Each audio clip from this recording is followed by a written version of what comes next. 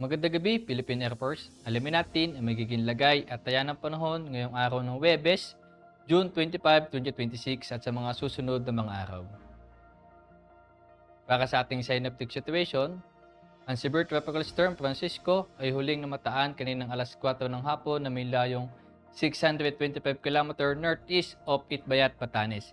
Ito ay may lakas na hangin mula sa gitna na 95 km per hour at may pagbugso na 115 km per hour.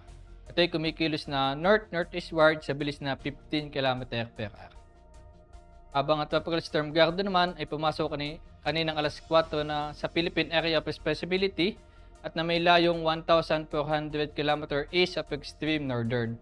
Ito ay may lakas na hangin mula sa gitna na 85 km per hour at may pagbugso na 105 km per hour. Ito ay kumikilos na northwestward sa bilis na 45 km per hour. Habang ang southwest monsoon naman ang siya nakakapekto dito sa Luzon at Visayas.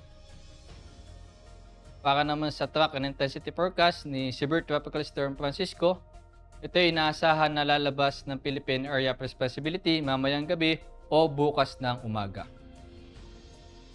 At para naman sa track and intensity forecast ni Tropical Storm Gardo, ito ay inaasahan na lalabas ng Philippine Area of Responsibility bukas ng hapon.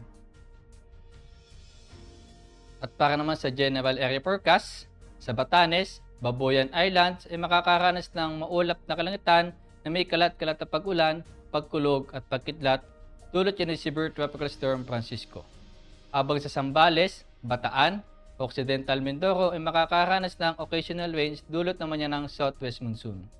Habang sa Metro Manila, Ilocos Region, Cordillera Administrative Region, Calabarzon, Western Visayas at sa natitirang bahagi ng Cagayan Valley, natitirang bahagi ng Central Luzon, gayon na rin sa natitirang bahagi ng Mimaropa ay makakaranas ng maulap na kalangitan na may kalat-kalat na pag-ulan, pagkulog at pagkidlat dulot pa rin yan ng southwest monsoon. Habang sa natitirang bahagi ng Luzon at Visayas ay makakaranas ng bahagyang maulap hanggang sa maulap na kalangitan na may pulo-pulong pag-ulan, pagkulog at pagkidlat dulot pa rin yan ng southwest monsoon. Habang sa Mindanao naman ay makakaranas ng bahagyang maulap hanggang sa maulap na kalangitan na may pulo-pulong pag-ulan, pagkulog at pagkidlat dulot naman yan ng mga localized thunderstorm. At para naman sa susunod na 3 araw dito sa Metro Manila, Cavite, Lipa City, mula Sabado hanggang Lunes ay makakaranas ng bahagyang maulap hanggang sa maulap na kalangitan na may pulo-pulong pag-ulan, pagkulog at pagkidlat.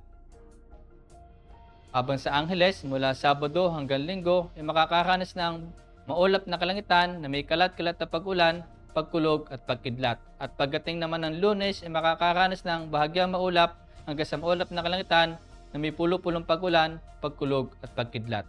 At pagdating naman sa Puerto Princesa at Calayan Island ay simula Sabado hanggang Lunes ay makakaranas ng maulap na kalangitan na may kalat-kalat na pag-ulan, pagkulog at pagkidlat. At pagdating naman sa Mactan, Zamboanga at Davao mula Sabado hanggang Lunes ay makakaranas ng bahagyang maulap hanggang sa maulap na kalangitan na may pulo-pulong pag-ulan, pagkulog at pagkidlat. Ang araw ay lumubog kaninang 6:28 PM at sisikat bukas ng umaga na 5:29 AM. Para naman sa moon illumination, meron tayong 83% increasing. At para manatiling updated sa lagay at taya ng panahon, i-follow lamang ang Air Force Weather Center sa aming mga official social media accounts. Sa ngalan ng aming commanding officer na si Colonel Hermelino T. Calabiran Jr., PAP GAC, ako si A2C Airburst C. Amazona, your weather broadcaster ng Air Force Weather Center. Muli, magandang gabi, Philippine Air Force.